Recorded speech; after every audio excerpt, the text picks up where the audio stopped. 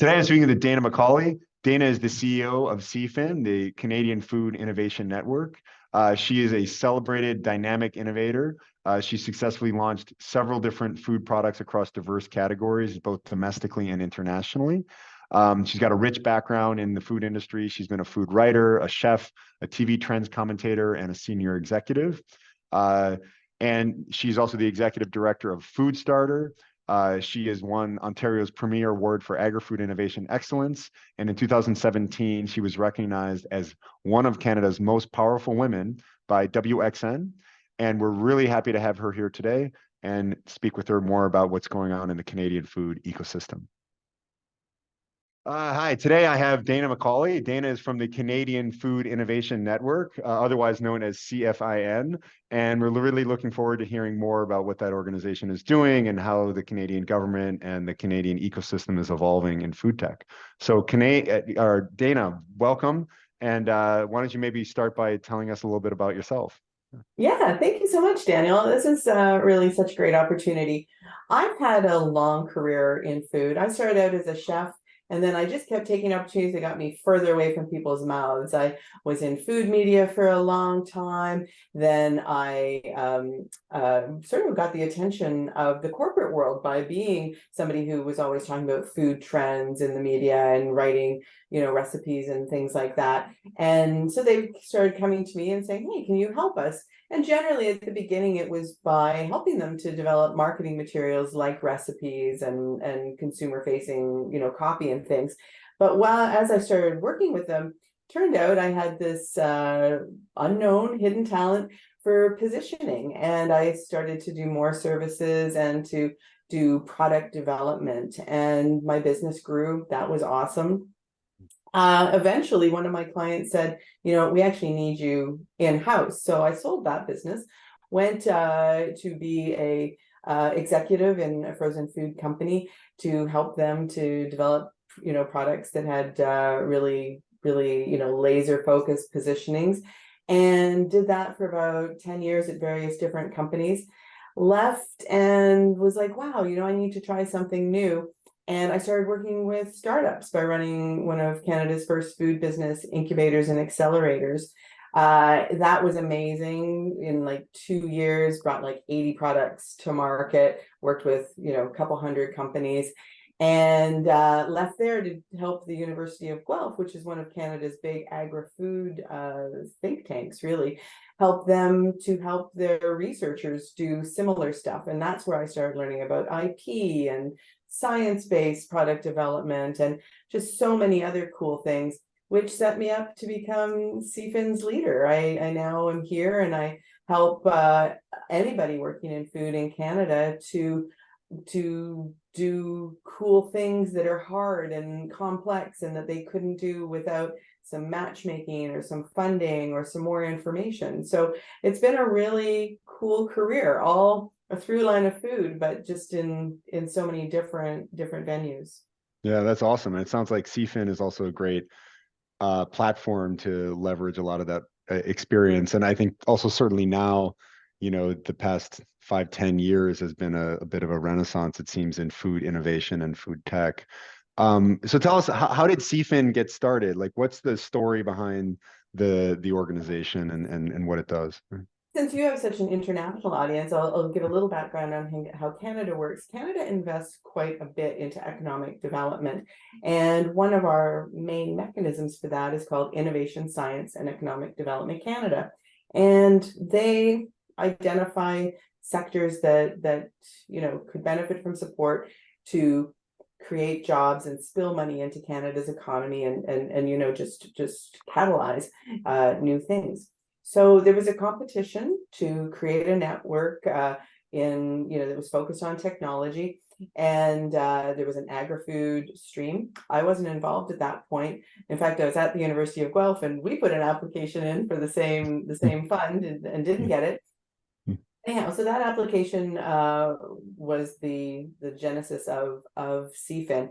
And so the government of Canada, we're a not-for-profit, so we are not the government, but they gave us some money to get going and to create this network that would bring the ecosystem together and just create new ways for people to work together. And then once they discover partners and ideas, then we also have funding to help them to do projects, to basically figure out product market fit, prototypes, all that kind of discovery, sort of TRL 2 to 7 type of work. And here we are. That's awesome. And so it was the brainchild of some others that sort of started this platform, got the initial funding from the government. And I presume you can tell me that the government may or may not be involved ongoing, but can you take funds like donation funds and partnership funds, and of course you can also build a business. I mean, not-for-profits. Yeah, not-for-profits also can run a business as well, right? Like they could do that. Absolutely. Yeah. And that's really interesting because the nomenclature from country to country is quite different. So a not-for-profit, which is more charitable, and that's a very common US type of term, is quite different. In Canada, not-for-profit, we're a business, but instead of me as the CEO and others, having shares, or the founder, taking the profits and doing with them as they wish, the only rule is that our profits have to go back into the organization. So you're absolutely right. We can make money, and we do have revenue streams. I would love to find someone who just wanted to make a donation. We have some great sponsors, though, from some of Canada's sort of anchor firms and big name banks and accounting companies who find mutual benefit in working with us. We also, because our membership has grown so quickly, in just a little over 2.5 years, we've gone from being brand new to having 3,600 plus members.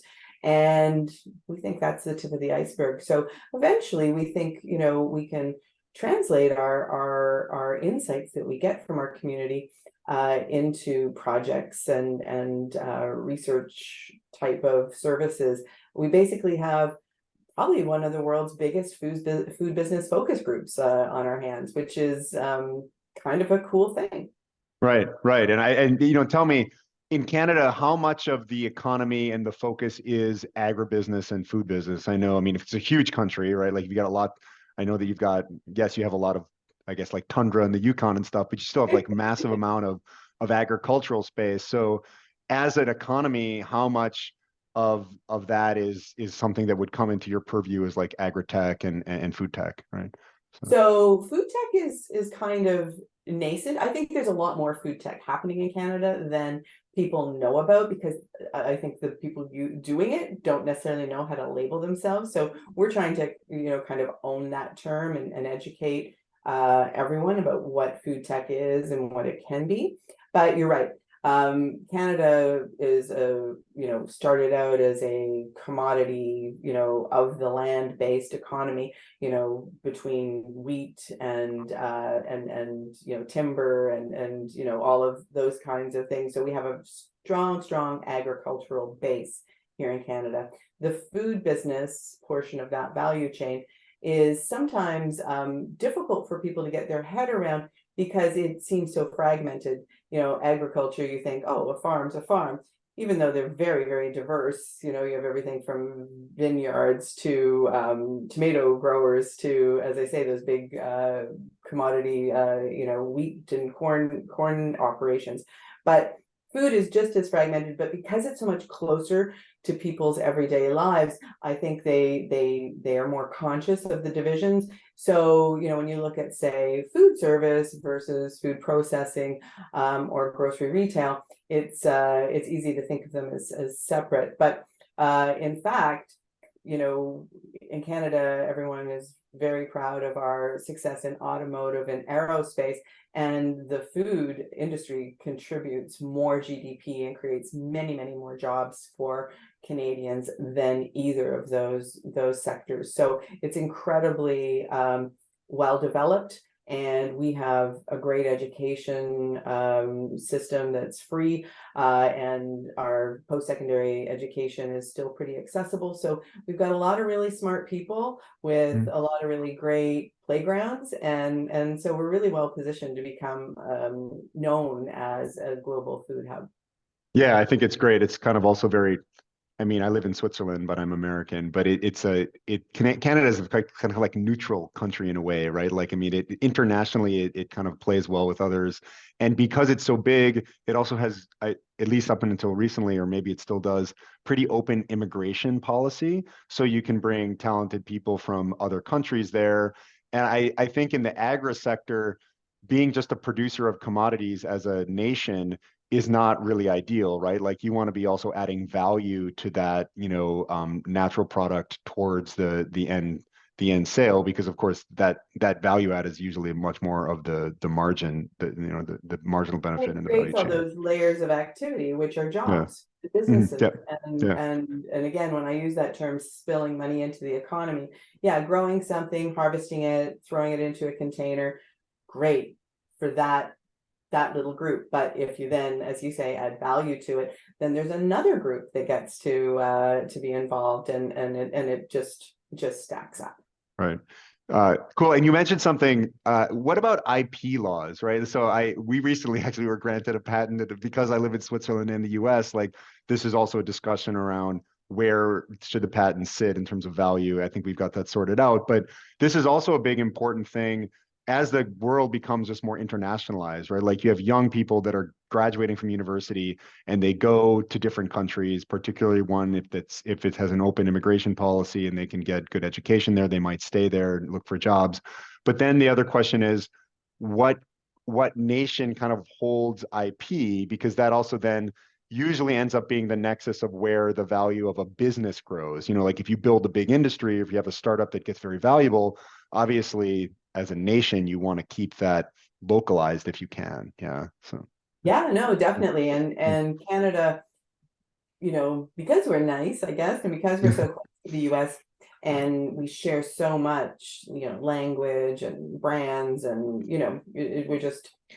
sometimes it's very easy for American investors to not see a big difference in a Canadian company, so they're very likely to partner with them.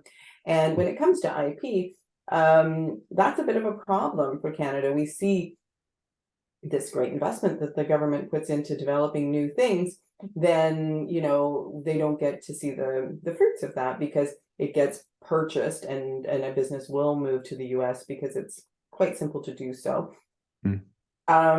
We have a real opportunity at CFIN to help companies, especially in food, to understand that trade secrets are great. That's what's fueled the branded side of the food business. But that IP is much, much more powerful. And as you say, can help you to have international success, and help you to, leverage that clever and important discovery work that you do. So we're actually planning to do a lot more IP training and strategy development work with our members in the future, to help them to recognize the opportunity, and to obviously help those investment dollars that Canada's put into starting these companies and making these technologies viable, to help that, help our economy. Cool. Very good. Okay, so maybe explain a little about some cases maybe that you work with CFIN, like typical startups, or what are you helping them with? Do you help them find funding, local funding? Do you help them, there's so many things I think that people need to navigate starting a business. And if you haven't done it before, you're sure to make mistakes that you wish you hadn't later on. And so, yeah, I think it's impossible to guard against all of those items, right? As an entrepreneur, I could attest Well, to that. But I think that you definitely, organizations like yours can help people to be on the watch out for what may or may not work well for them, right? So we maybe you try. can share some cases. Yeah, we try really hard to be there, to help create ideas, as well as test and then market them. So the way our model works gets us engaged with companies in some really unique and interesting ways. So we have this platform called Yodel, which is where those 3,600 plus members engage with each other. We put out all kinds of thought leadership on a regular basis, because we listen to what questions they're asking one another and what questions they're asking us and our regional innovation directors. And if we see momentum in some emerging space, like say precision fermentation, we'll make sure we develop an explainer video, like this is what it is, or AI in food manufacturing, what have you. So we do a lot of work that's just kind of open access.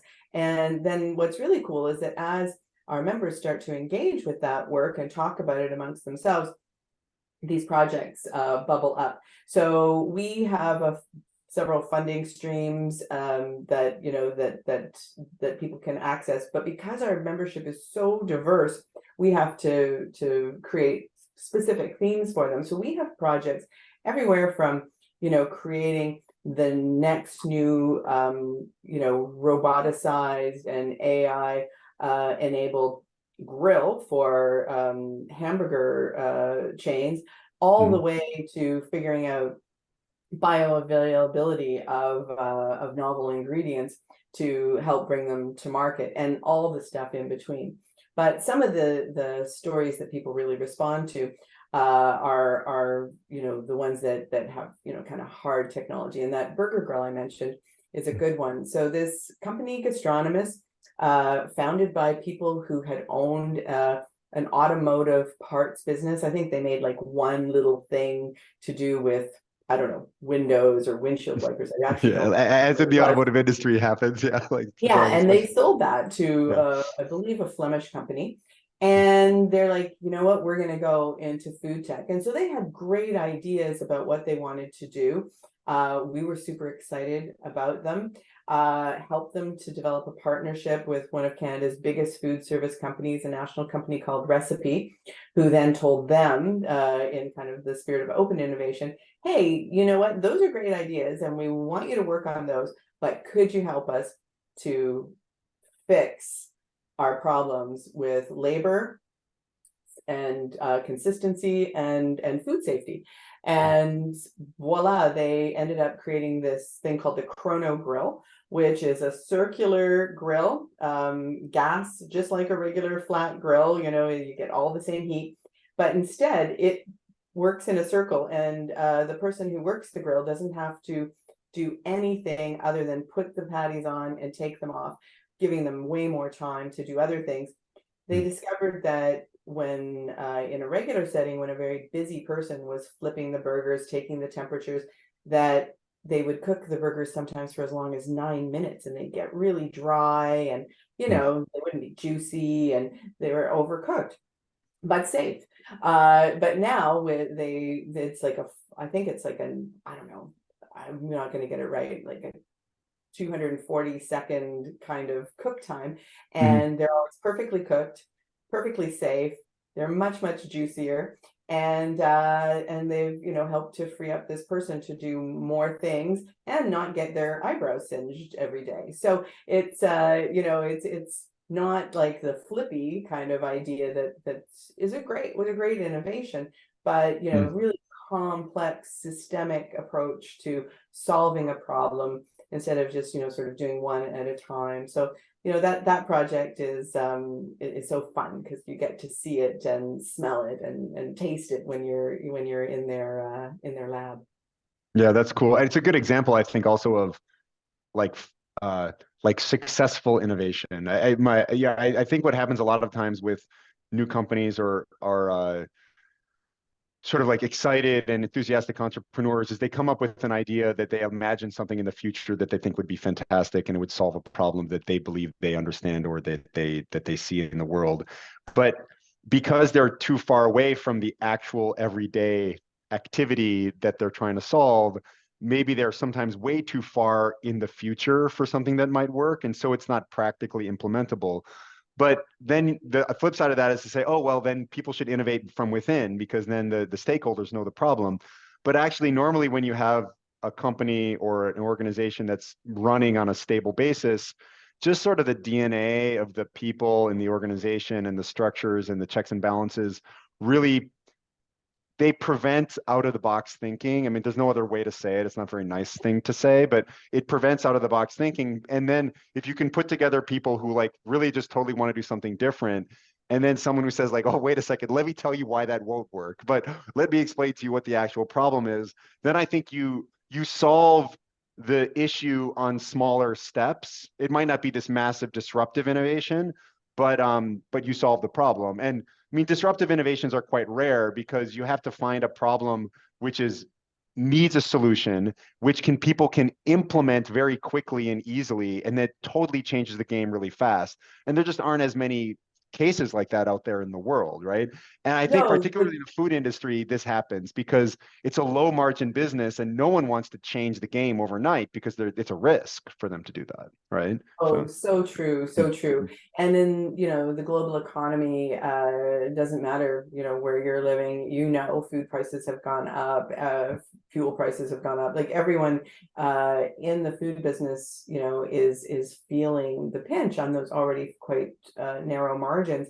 So if you can bring some innovation, some tools to existing companies that help them to be more competitive, fantastic. And in many cases, you think of these big audacious goals of using, less energy and having less food waste, and it's, et cetera, water conservation. Well, when you look at an example like the one I just told you about, you can actually pull metrics on every single one of those platforms, and it is a success, but the goal that they went in with was a business goal. And I'm my father calls me a champagne socialist. I like to be posh, but I've got a heart for all the social causes and all the environmental causes. But I have learned through my work that you have to talk to business people about business causes and business outcomes. And then guess what? Almost automatically, you get those other societal outcomes coming along. Not cooking a burger for 7 extra minutes saves a lot of energy. Guess what? time, energy, customer satisfaction. I mean, there's just so many wins that Yeah. probably are quantifiable. I mean, Food just the not labor thrown cost out, savings. all that Yeah, stuff. yeah.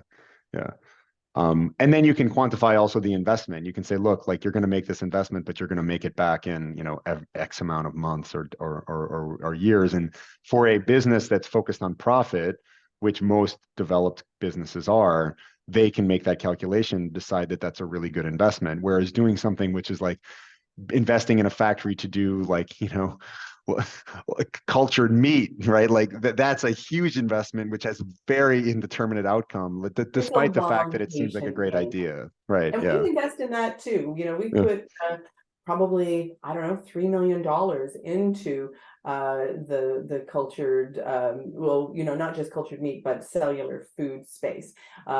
Because truthfully, what it comes down to, people again imagine, oh, there's this place where somebody is making a steak. Well, there's not that many of them. There's actually about 1,000 different scientist-led businesses figuring out all the little ingredients that the person who will make the steak is going to need, because duplicating what nature does is extremely complex. So we've funded companies who are making collagen, who are making heme, who are doing the matrices that will give meat the texture that it needs.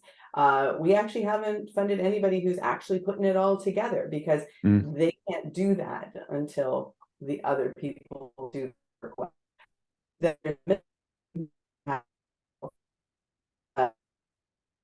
People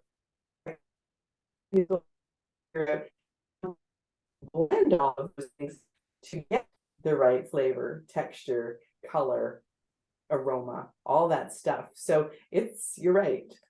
Yeah, and I think that it's that work yet. Yeah, and I actually just thinking about it, it's one other reason why organizations that are more thoughtful about it are required versus just typical investors who what they're focused on is, of course, return on capital. And if you're focused on return on capital, you would say, well, look, let's fund the front end of the customer facing product, the people that are going to put it in the package and build the brand, because then we can shoot to the moon. But actually, the longer term game, kind of on some level, the smarter game is to fund the back end of that supply chain, because no matter which brand wins, if you have the best input technology, you're going to be part of that story long term anyway, right? Exactly. And you have you obviously a branded product, you have a target market that is quite fixed, and you're going to have competitors, and the positioning is so important. But if you're making the collagen, well, guess what? Anybody who wants something vegan that contains collagen is your customer. So that gives you cosmetics, that gives you food, that gives you, you know, other types of ingredients that need a particular viscosity, and you end up having, I think, a much more resilient business because you have diversification in your customer base. Right, right. And also your customer acquisition cost to get to kind of minimum scale is probably more manageable than if you're dealing with the consumer itself, right? You probably, you know, leave that massive investment in marketing and branding to someone that's got a bigger balance sheet, perhaps, right? Yeah, So, but yeah. B2B has a lot of challenges, and this is where our regional innovation directors come in. You know, we have all this technology on Yodel, self-serve Mm. tool, like a funding finder, and you know, all this stuff that really works well. But that human touch, you still have to have it. So I have a team who works within different regions of Canada, because it's a big country, and people in Atlantic have completely different weather, completely different, you know, business. And in a lot of ways, some, you know, cultural differences from, say, somebody in Saskatchewan. So to ensure that we've got those, you know, those experts who understand their regions, these innovation directors are always there to help these companies to kind of level up and to identify how to talk to one another. Because our membership, we've got, I don't know, about 16% are food tech companies, and then we've got 26% who are SMEs who want to adopt technology, and then a whole other group over here of technology adopters who are, you know, the bigger companies, the 500 employee plus. And these two folks, they don't know how to talk to each other. They use completely different language and acronyms and all that stuff. The B2B piece is actually harder to unpuzzle, I think, than the B2C, because there's so many books about how to launch a product. And Yeah, also people are consumers themselves, right? Like, so yeah, like I think they relate to it better there's an than under, yeah. empathetic Yeah, cycle built right in. So right. we do a lot of work with helping those B2B connections happen, and helping, because innovators over here, they're like, yeah, we want to go in and we want to do a test on this, you know, big manufacturing line, and it's going to take them offline for 8 hours, and they'll have to be sandwiches later. And guess what? The VP or you know, chief operating officer of that factory says, no, that's millions of dollars. So, you know, sometimes we're like, why don't you go to the the R&D department or the QA department? In QA, they have to do these same kind of tests, but they can do it on a smaller Small basis. scale, yeah. That'll get the attention of the operations people. So there's a lot of yeah, undocumented best practices in the B2B space. Yeah, I love the B2B space because I think that once you kind of, I don't think you ever crack it, but you're always learning. Like, you know, when you deal with a large organizations, you always uncover something that isn't working as great as it could. And, you know, just that's the nature of big organizations. They can't pay attention to every problem. And so there's always things to do, more or less, right? So, Yeah, it kind of sounds like yeah. my house, actually. Yeah, well, it's like any company. I have a question though about, because we're talking a little bit about these new technologies, some of which are maybe a little bit controversial for different reasons. I mean, coming from a place where uh, agriculture, traditional ag, obviously is already a big part of the economy and of the ecosystem. I'm sure that, you know, there's a lot of, I presume there's beef and poultry production, and there's like a lot of that going on in Canada already.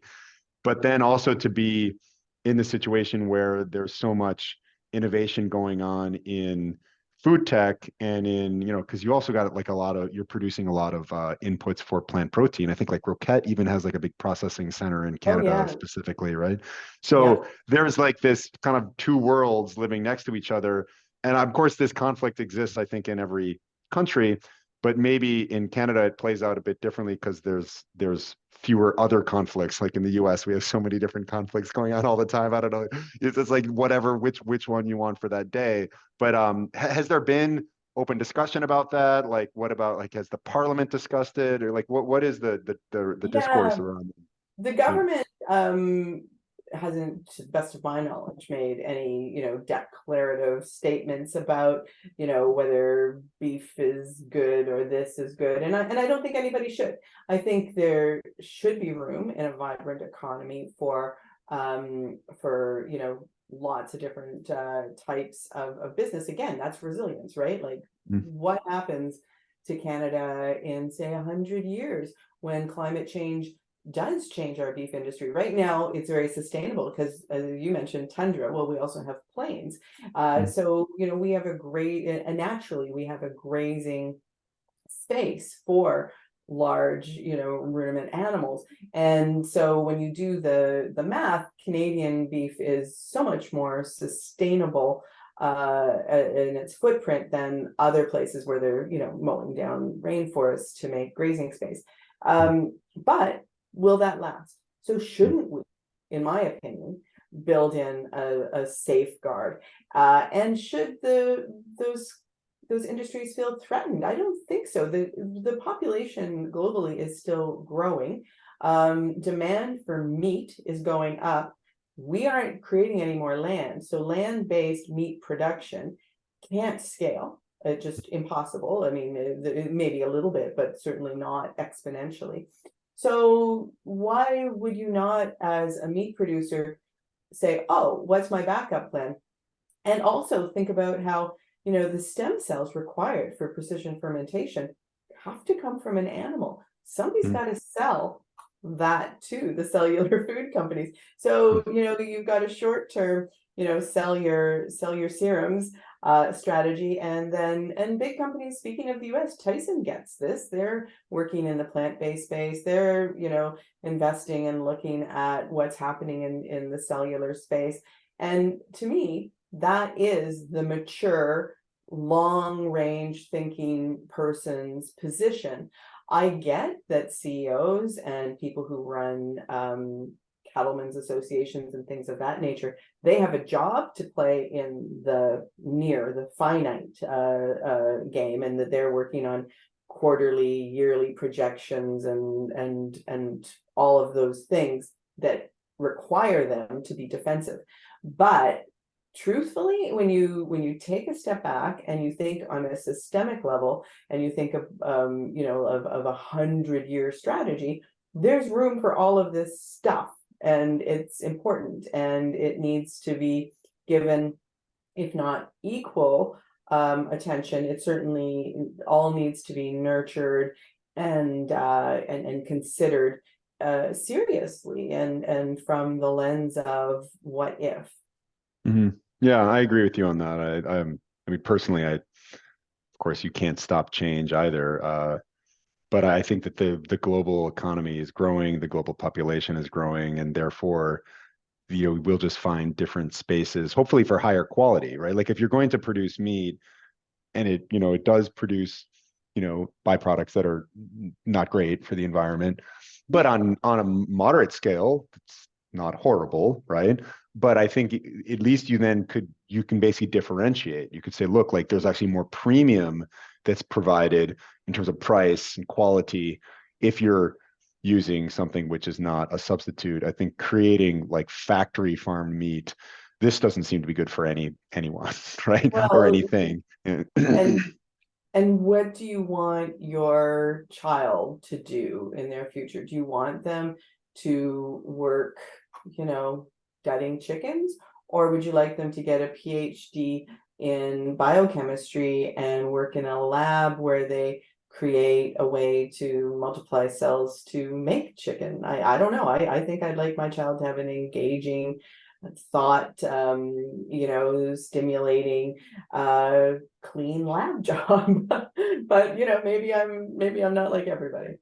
Yeah. Well, I'd like to be a rancher, I guess, but I Well, wouldn't do it. I do it. I mean, not personally, but I think that would be also a nice lifestyle. But I think again, the focus on quality, right? Like if you're going to do something, you should do it well and in moderation, which is also in quality, right? So I think that I don't disagree with you at all. yeah, And I totally, it's just go ahead. that it's a 360. There's there's all these different things to consider. And yeah, and I really don't think that the conventional meat business is ever going to go away. It might become a little bit like champagne to have a land grown steak for your birthday or for New Year's.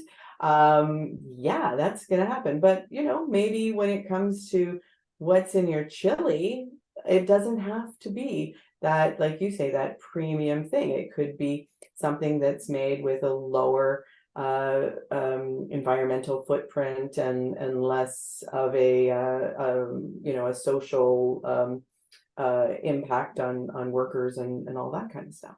Yeah, completely agree. So what about international participation? So is your organization and the ecosystem there focused outwardly or more inwardly? Like there's some ecosystems that have done a great job, I think, of really innovating, particularly in the food space. Like Israel comes to mind, Switzerland, where I live, I think comes to mind. Of course, these are countries that are small and have always been export driven. They know the markets where they're selling are outside largely. But what's Canada's focus on that now and in the future? So. Well, we were founded in 2021, Mm, so we're young and we've learned a lot, and we see a big global opportunity for both in and out international activity for Canada. We think we're developing amazing innovations that have applications and value propositions that'll appeal to people in mm, other countries. But I've also been cataloging with my team all of the amazing, research and development resources that Canada has, world-class labs, amazing technologies that aren't common in other places.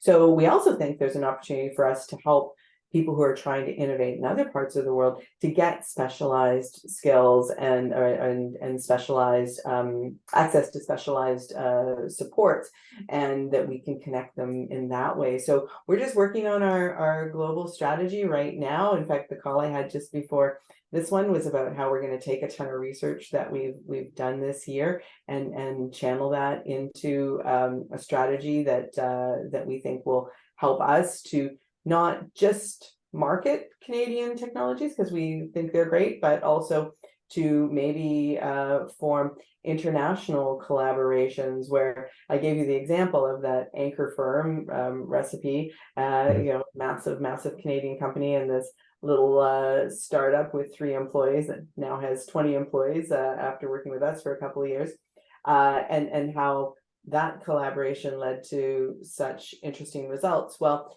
maybe there are problem owners out there in the world that our innovators can help, and maybe vice versa. So we're open to being kind of the swinging front door to Canada for mm. people who are interested in food innovation, and we're investigating where are the hubs of innovation happening globally, and what do those particular hubs want and need, because some of them, like you said, Israel, they mostly want to sell their technology.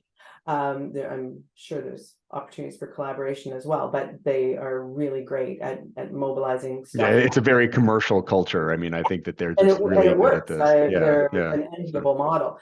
yeah. But I think our role is going to be a little bit different. I think it's going to be much more collaborative, and hopefully by the time we get to year 10 in 2031, I will have helped the rest of the world, and my team will have helped the rest of the world to see Canada as this open for idea generation and business space in food.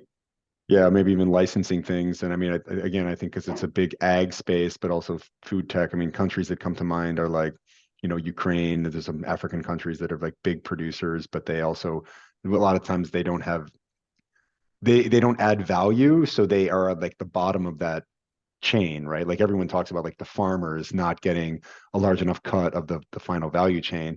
Well, this is partially because they're not able to add value to the commodity that they're producing, right? So No, yeah, and something goes to a foreign market and yeah, sells for a very premium price, and yet that person got commodity pricing.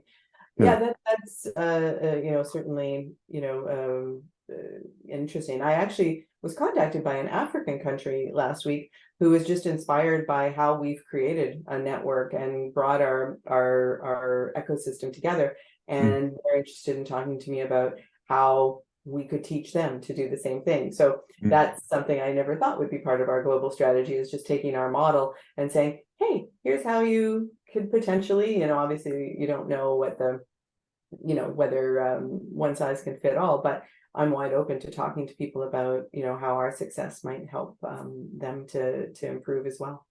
Yeah, that's awesome. Well, we'll do our best to, obviously publicize this discussion and what I you're love it. doing.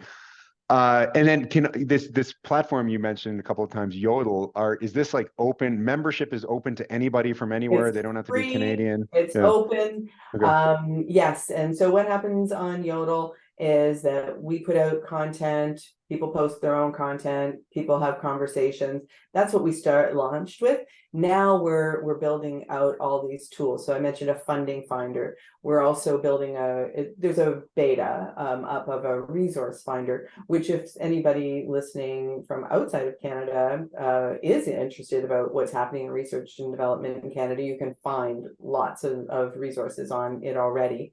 We're also building a career hub because, like I said, there's a lot of really high quality jobs in food innovation. So we want to help young people coming out of computer science, engineering, food science, even marketing, to come to CFIN to learn about how to become food innovators so that we can build capacity for those people who adopt technology. So this career hub's launching, and we have plans for all kinds of other tools. Right now, it's just an interesting place. Even if you don't participate, you get a weekly digest, and just seeing the things people talk about gives you a sense of what kind of business problems Canadian food businesses have. So Yeah. if some international person who thinks that they'd like to develop their Canadian client base wants market intelligence, we're good actually.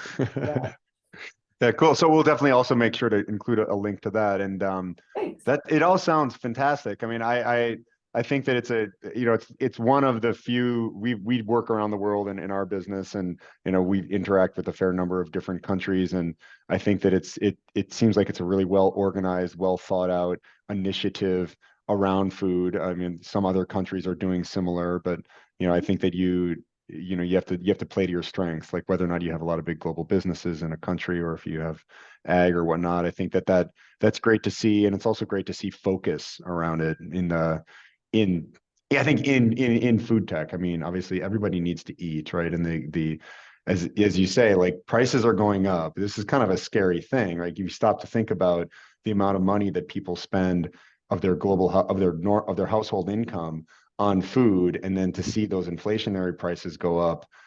Somehow these problems need to also get solved, right? And I think we're only the So first year into this now. I mean, the interest rate rise in the U.S. happened around this time last year, and then the war, now a second war, although I don't think it affects the food chain as much. But all those things are, you usually don't go back to the way it was before, right? Like usually these problems sadly, get worse, right? So yeah, no, you're so right. And just to put it into context, in Canada, a family of four Mhm, is likely to spend 16 to $18,000 a year on food in mhm, all the ways that they access it.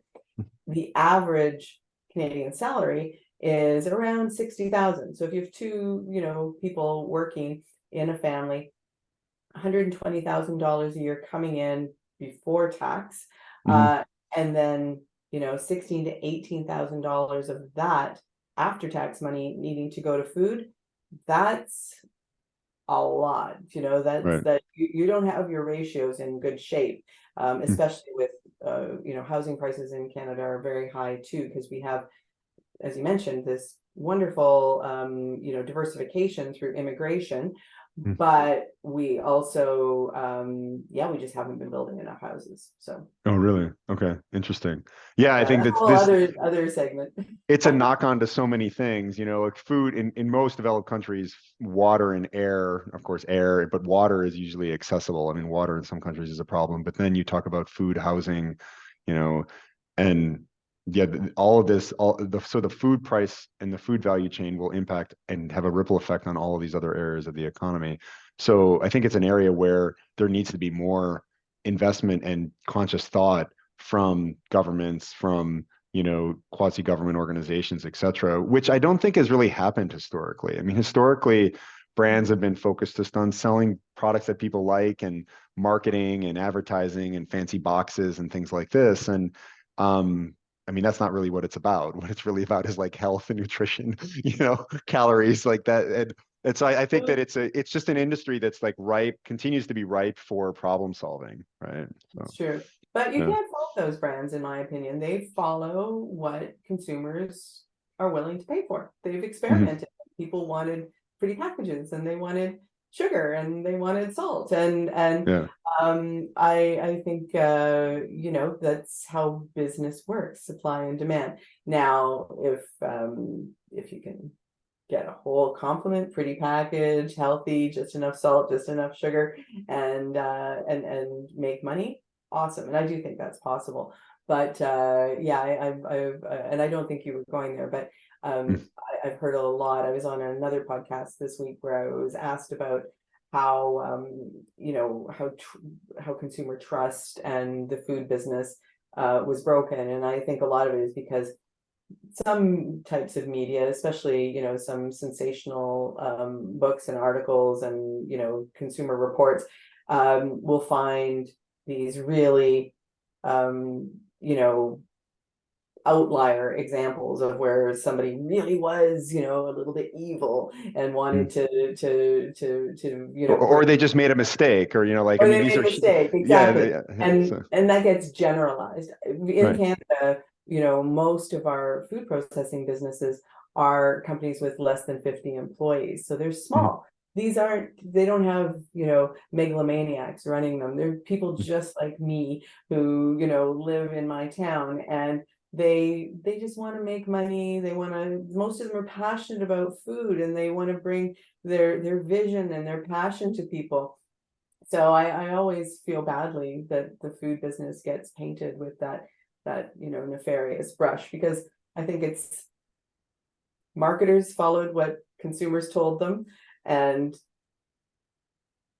yeah, I just think Well, it's actually, where I was, I mean, my position, I wasn't. You're right, I wasn't going in that direction. But my position on this, after having also worked with a lot of these big brands, is that, in fact, you're right. They kind of reacted to that, over the course of the second half of the 20th century, and like, sold consumers what they want. But now they're in a very enviable and kind of a interesting position, because they control so much of the shelf and they have so much knowledge about how to bring products to market. I actually think it's going to be many of these big brand holding companies that actually accelerate these technologies into the mainstream. It probably the won't as opportunities much be the there. You're right. startups, right? Yeah. Um, but they just tend to behave a little bit slower because they've got stockholders that they have to, satisfy, and they can't take every risk that comes along, because that's the nature of risk taking, right? So I still think that, big food is not going away, quote No, unquote. I mean, in fact, shouldn't. it's gonna, We need I it. think, even play more of a pivotal role. It's just going to be a little bit more delayed than I think a lot of innovators and entrepreneurs would think is important. But I mean, that's just life. It's like that always. Like, when people that want to make change, they want to make it immediately. But at the end of the day, to really like get the locomotive running takes time, and then you also need that energy, and particularly in food, just the supply chain, the distribution, the owning the shelf and the place where people buy it. And there's so much cultural and sort of generational momentum in food consumption that it takes a very long time to change the way that people you know consume and use the products, right? Like, so it's Oh, just, you're yeah, you're speaking yeah, truth, a hundred yeah. percent. Yeah. Yeah. Which is a little bit different than, say, like ride sharing, right? Like, where you can change it quickly. People can just change overnight in what they're doing. So I think that's the nature Very of the good. industry, and also investors need to keep that in mind too, that it's a slow burn. So Well, yeah, and especially when we talk about healthier food and nutrition, developing a new ingredient takes sometimes a decade. You have the lab discovery, that TRL zero, like, oh my gosh, look at this flavonoid. And then you've got to, make sure it's stable and do all the sciencey stuff. Then you've got to do animal trials. then you get to people trials, then you have some researchers review all of that stuff, make sure it's legit, then regulation, and then you can get an ingredient into your portfolio to sell to those big Yep. companies. And then you have to So sell it alongside with many others that also have a lot of good possible yeah, probabilities that, and it's you a know, long yeah, game, and yeah. investors who I think investors back to that same model that I talked about how you need to have your short-term strategy, your medium-term strategy, your long-term. You should probably, if you're an investor, be thinking about, well, okay, so what are my big innovations that I want to invest in now, get in on the ground floor that need patient capital, and what are the ones that are going to be realized a little more quickly, and that I can expect my 10x in whatever number of years is in their comfort zone or their wish zone. And I'm sure that investors do think that way. I'm just Well, I think they riffing. will. I think they will now after this last cycle, but anyhow, it was great talking to you. Like super interesting work that you're doing. It sounds like you're getting out and talking to a lot of people, getting your project out there and more known. So I'm sure that we're going to hear more from CFIN in the coming year or two. So great I to hope talk. so. Thanks for your time. So This was such a great opportunity, and you asked great questions, and I learned a lot from you, your opinions, and the way you set up the questions. So just anytime you'd like me back, this was a wonderful experience. fantastic. Great. Well, enjoy the last bits of the autumn there in Canada, and we'll talk to you soon. Take care. Bye.